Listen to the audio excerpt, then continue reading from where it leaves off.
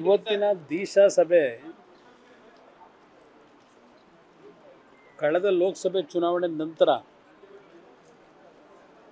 ಹೊಸ ಲೋಕಸಭೆ ಏನು ರಚನೆಯಾಗಿದೆ, ಮಂಡ್ಯದ ಲೋಕಸಭಾ ಸದಸ್ಯನಾಗಿ ಆಯ್ಕೆಯಾದ ನಂತರ ಜನತೆಯಿಂದ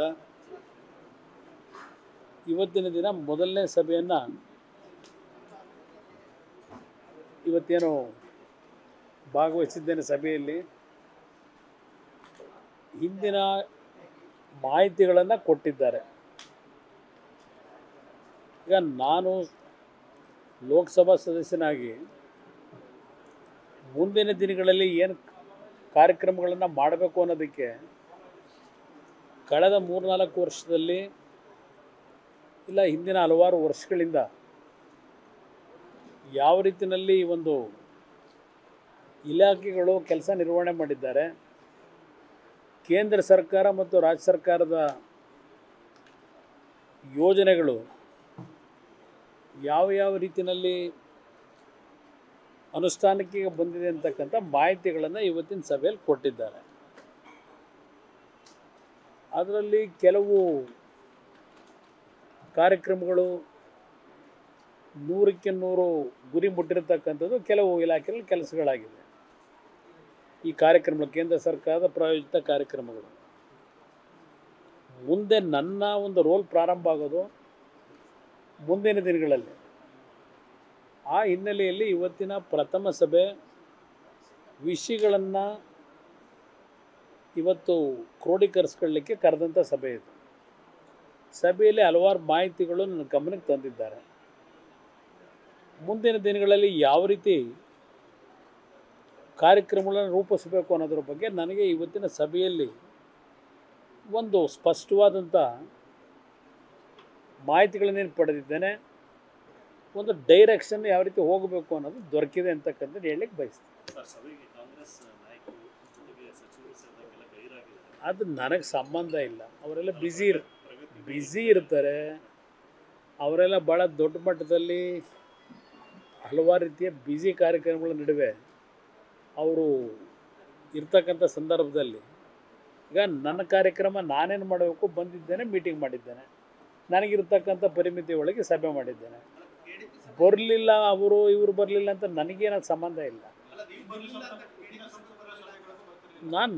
ನಾನು KDP ಸಭೆಗೆ ಬರಲಿಕ್ಕೆ ನಾನು ಕೇಂದ್ರದಲ್ಲಿ ಮಂತ್ರಿಯಾಗಿ ಪ್ರತಿನಿತ್ಯ ನನ್ನದೇ ಆದಂಥ ರೀತಿಯಲ್ಲಿ ಇಡೀ ದೇಶದ ಸಮಸ್ಯೆಗಳ ಬಗ್ಗೆ ನಾನು ಚಿಂತನೆ ಮಾಡ್ತಕ್ಕಂಥದ್ದಕ್ಕೆ ಹಲವಾರು ಕಾರ್ಯಕ್ರಮಗಳು ರೂಪಿಸ್ಕೊಂಡಿರ್ತೇನೆ. ಆ ಹಿನ್ನೆಲೆಯಲ್ಲಿ ನಾನು KDP ಸಭೆಗೆ ಬರದೇ ಇದ್ದರೂ ಮಾಹಿತಿಗಳನ್ನು ಸಂಗ್ರಹ ಮಾಡಿಕೊಂಡು ಏನೇನಿದೆ ಲ್ಯಾಪ್ಸಸ್ ಅಂತಕ್ಕಂಥದ್ದನ್ನು ಸರಿಪಡಿಸ್ಲಿಕ್ಕೆ ಪ್ರಯತ್ನ ಪಡ್ತೀನಿ.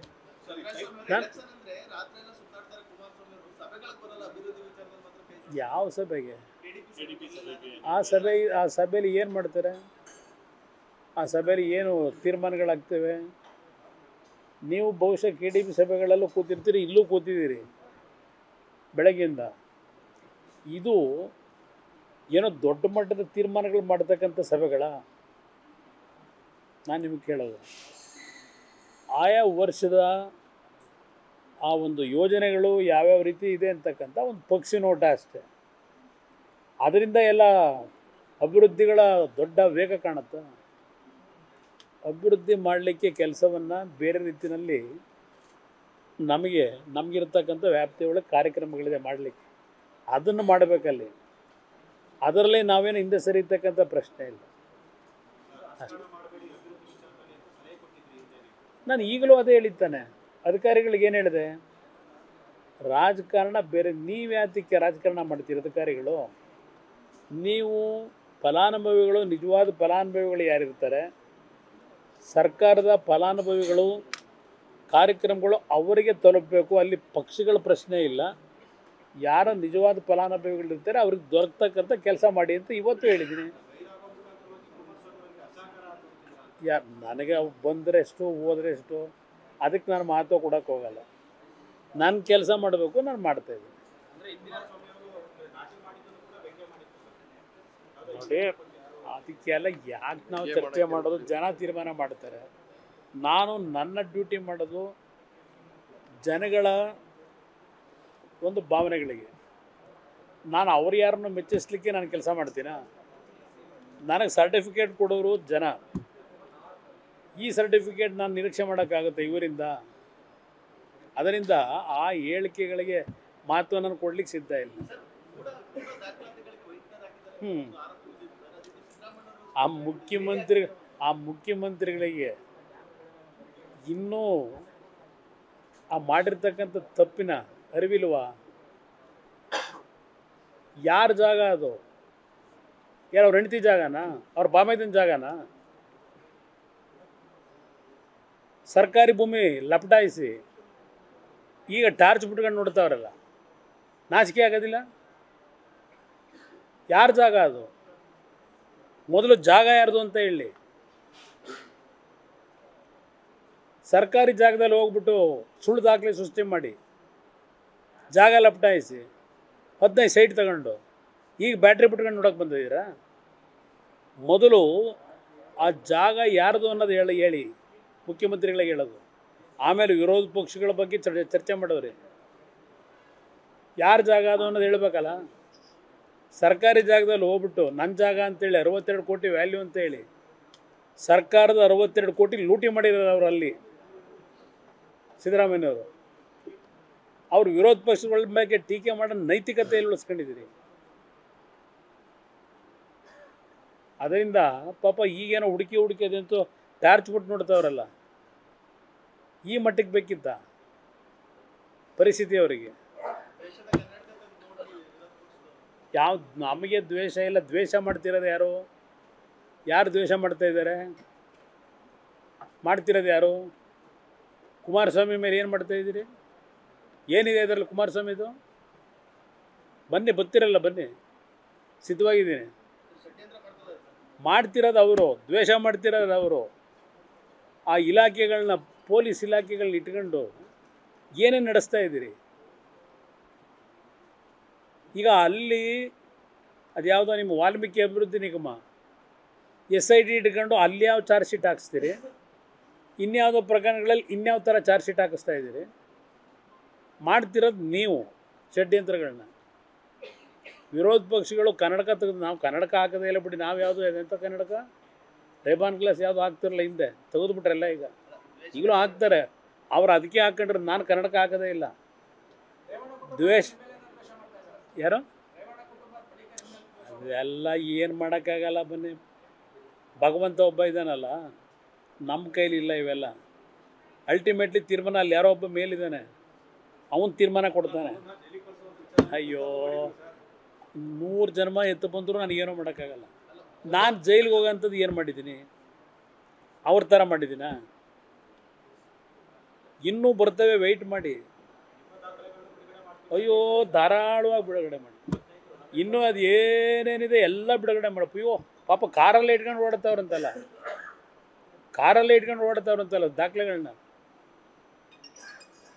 ಬಿಡಪ್ಪ. ಕಾರಲ್ಲಿ ಯಾಕೆ ಇಟ್ಕೊಂಡಿದ್ದೀಯ? ಜನಗಳ ಮುಂದೆ ಇಡಪ್ಪ, ನಿಮ್ಮ ಮುಂದೆ ಕೂಡ ಕೇಳಿ ಏನೇನು ದಾಖಲೆ ಇಟ್ಕೊಂಡವ್ರೆ. ನಾನು ದಾಖಲೆ ಬಿಡುಗಡೆ ಮಾಡೋದಲ್ಲ, ಬರ್ತಾ ಇದೆಯಲ್ಲ ಬೇಕಾದಷ್ಟು ಮಾಡ್ಕೊಂಡು ಗಾಜಿನ ಮನೇಲಿ ಕೂತಿರೋರು ಅವರು. ನಾನು ಬೀದಿಲಿ ನಿಂತಿದ್ದೀನಿ, ನಾನು ಯಾಕೆ ಭಯ ಬೀಳಲಿ? ಅದ್ಯಾವುದು ಸಾಯಿ ವೆಂಕಟೇಶ್ವರ, ಏನು ಮಾಡ್ತೀರಿ ಅದರಲ್ಲಿ? ಏನಿದೆ ಇದರಲ್ಲಿ ಸಾಯಿ ವೆಂಕಟೇಶ್ವರದಲ್ಲಿ? ನೋಡಿದ್ದೀರ ಹೋಗಲಿ ಸರಿಯಾಗಾದ್ರೂ? ಒಲ್ಲಿ ಯಾವ್ದಾದ್ರು ಕೇಸ್ ತಗೊಳ್ಳೋದಾದ್ರೂ ಯಾವ್ದಾದ್ರು ಸ್ವಲ್ಪ ಸ್ಟ್ರಾಂಗ್ ಆಗಿರೋದಾದ್ರೂ ಹುಡುಕ್ಬಾರ್ದ? ಯಾವ ಬೇನಾಮಿ? ಯಾವ್ದು ಬೇನಾಮಿ? ಎಲ್ಲಿದೆ? ಯಾರು ಮಾಡಿರೋದು ಬೇನಾಮಿ? ನಾನು ಮಾಡಿದ್ದೀನಾ? ನಾನು ಮಾಡಿರೋನು? ನಾನು ಮಾಡಿದರೆ ಆಯ್ತಪ್ಪ, ಒಪ್ಕೊಳ್ಳೋಣ. ನನ್ನಿಂದ ಅದರಲ್ಲಿಂದ ತಪ್ಪಾಗಿದೆ. ಯಾವುದು ಲೋಕಾಯುಕ್ತ ವರದಿ ಸಂತೋಷ್ ಹೆಗ್ಡೆ ಏನು ಕೊಟ್ಟಿದ್ದಾರೆ ನೋಡಿದ್ದೀರಾ? ಅವರು ಹೇಳಿರೋದು ಅಧಿಕಾರಿಗಳು ಮಿಸ್ಲೀಡ್ ಮಾಡಿದ್ದಾರೆ ಅಂತೇಳಿ. ಲೋಕಾಯುಕ್ತ ನಾನು ದುಡ್ಡು ಹೊಡೆದಿದ್ದೀನಿ ಅಂತ ಹೇಳಿಲ್ಲ. ನಾನು ಯಾವ 26-28 ಅರ್ಜಿಗಳು ಬಂದಿತ್ತು, ಅರ್ಜಿ ಆಗದಂಥವ್ರಿಗೆ ಅದರಲ್ಲೇ ಹೆಸರಲ್ಲೇ ಹಾಕಿ ಕೊಟ್ಟಿರೋದು. ನಾನು ರೆಕಮೆಂಡ್ ಮಾಡಿರೋದು ನಾನು ಕೊಟ್ಟಿರೋದಲ್ಲ. ಆತ ರೆಕಮೆಂಡ್ ಮಾಡಿದ್ದು ಅಲ್ಲಿಂದ ಮುಂದಕ್ಕೆ ಹೋಗೇ ಇಲ್ಲ. ಅದು ಏನು ಅಂತ ನನ್ನ ಮೇಲೆ ಚಾರ್ಜ್ ಮಾಡ್ತಾರೆ, ಏನು ಅಂತ ಆ್ಯಕ್ಷನ್ ತಗೊಳಕ್ಕೆ ಸತ್ತಿರೋ ಕೇಸ್ ಅದು. ಆ ಕೇಸ್ ಇಟ್ಕೊಂಡು ದಿನ ಅಳ್ಳಾಡಿಸ್ಕೊಂಡು ಕುಮಾರಸ್ವಾಮಿನೇನೋ ಮಾಡ್ತೀವಿ ಅಂದರೆ ಏನು ಮಾಡೋಕೆ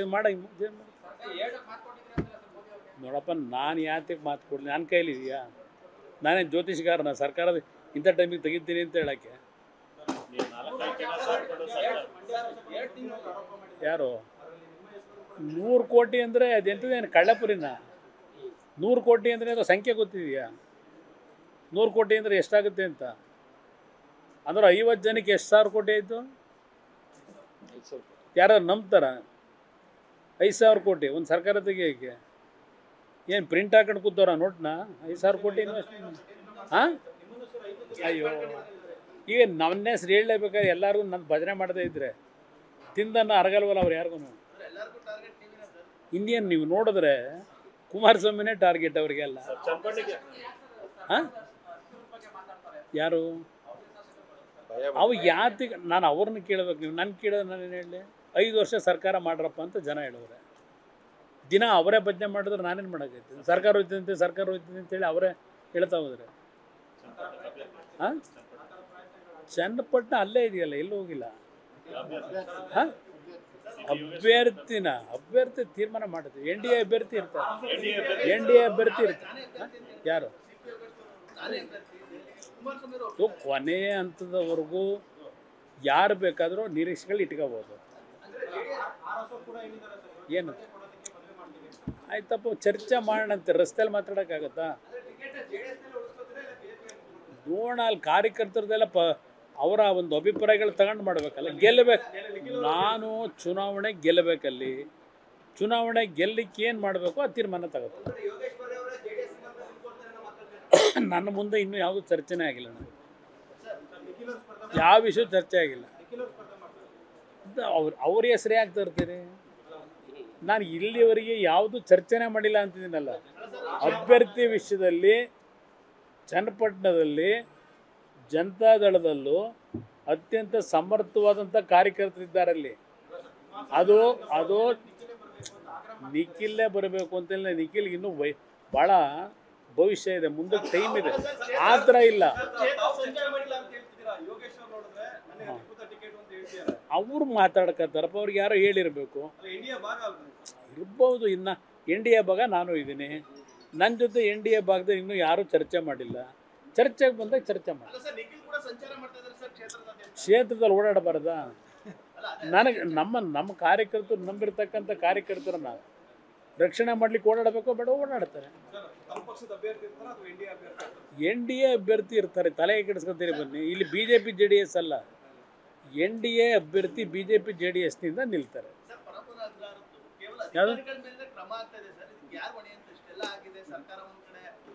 ಅದು ಪರಮೇಶ್ವರ್ ಕೇಳಿ. ಹೈಟೆಕ್ ಸಂಸ್ಕೃತಿ ಇದೆಯಂತಲ್ಲ, ಈಗ ಟೆಕ್ನಾಲಜಿ ಅಡ್ವಾನ್ಸ್ ಆಗಿದೆಯಂತಲ್ಲ.